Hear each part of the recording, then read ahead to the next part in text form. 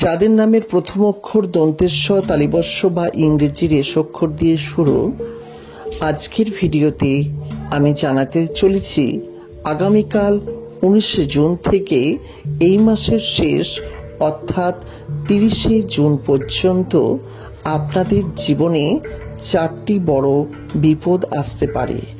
মনে রাখবেন, প্রত্যেকের ক্ষেত্রেই যে সবকটি বিপদ আসবে এমনটা নয়। এই 4টি বিষয়ে আপনারা একটু খেয়াল রাখবেন, নচেত আপনাদের জীবনে সমস্যা হতে পারে। তাই আজকের ভিডিওটি আপনাদের প্রত্যেকের জন্য গুরুত্বপূর্ণ। নামের আদ্যক্ষর বা প্রথম অক্ষর এস হলে ভিডিওটি দেখবেন, আর যদি আপনাদের প্রিয়জনের নাম শুরু এস অক্ষর দিয়ে হয় তাহলে অতি অবশ্যই এই ভিডিওটি শেয়ার করে দিতে ভুলবেন না। নমস্কার, প্রত্যেককে স্বাগত আমাদের অমৃতবাণী ইউটিউব চ্যানেলে। প্রথমবারের জন্য দেখলেন, চ্যানেলটিকে সাবস্ক্রাইব করবেন এবং পাশের নোটিফিকেশন বেলটি অন করে রাখতে ভুলবেন না। এস নামের জাতক জাতিকাদের জীবনে বিপদের শেষ নেই। যারা এস নামের জাতক জাতিকা অবশ্যই এটি খেয়াল করেছেন। জীবনের প্রত্যেক মুহূর্তে বিভিন্ন রকমের পরীক্ষা এবং প্রতিযোগিতার সম্মুখীন হতে হয়, ফলে জীবনে যেন বাধা বিপত্তি একটু বেশি লেগে থাকে।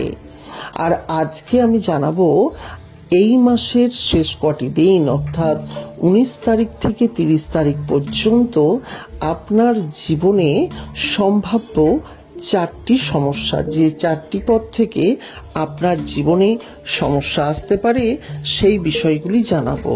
আপনি যদি একটু খেয়াল করে চলেন তাহলে এই সমস্ত সমস্যা কিন্তু আপনাকে ছুঁতেও পারবে না। একেবারেই প্রথমে বলবো, এই কটা দিন খুব কাছের মানুষ ছাড়া কাউকে ধার দেবেন না। আবার আপনাদের জন্য বলি, এই কটা দিন খুব কাছের মানুষ ছাড়া ধার দেবেন না। ধার নেওয়ার সময় আপনি সেই মানুষের সব থেকে কাছের হলেও যখন তারা অর্থ ফেরত দিতে আসবে তখন দেখবেন সব থেকে আপনার সঙ্গে খারাপ ব্যবহার করবে। তাই কোনোভাবেই এই সময়টি ধার দেবেন না। পারলে কথায় আপনি এড়িয়ে যান, কিন্তু কোনোভাবেই এই সময় ধার দেবেন না। দ্বিতীয়ত, এই সময় আপনি যদি জীবনে বাধা বিপত্তির মধ্যে সম্মুখীন হন, অবশ্যই নিজের চেষ্টাতে কাটাবেন। কারোর পরামর্শ নিয়ে অন্ধের মতো কোনো পদক্ষেপ নেবেন না, কারণ আপনার চারপাশে কম বেশি আপনার শত্রুই রয়েছে। যদি আপনাকে ভালো পরামর্শ দিচ্ছে এটা ভাবেন, সেক্ষেত্রে হয়তো কোনো কোনো ক্ষেত্রে আপনি ঠকতে পারেন।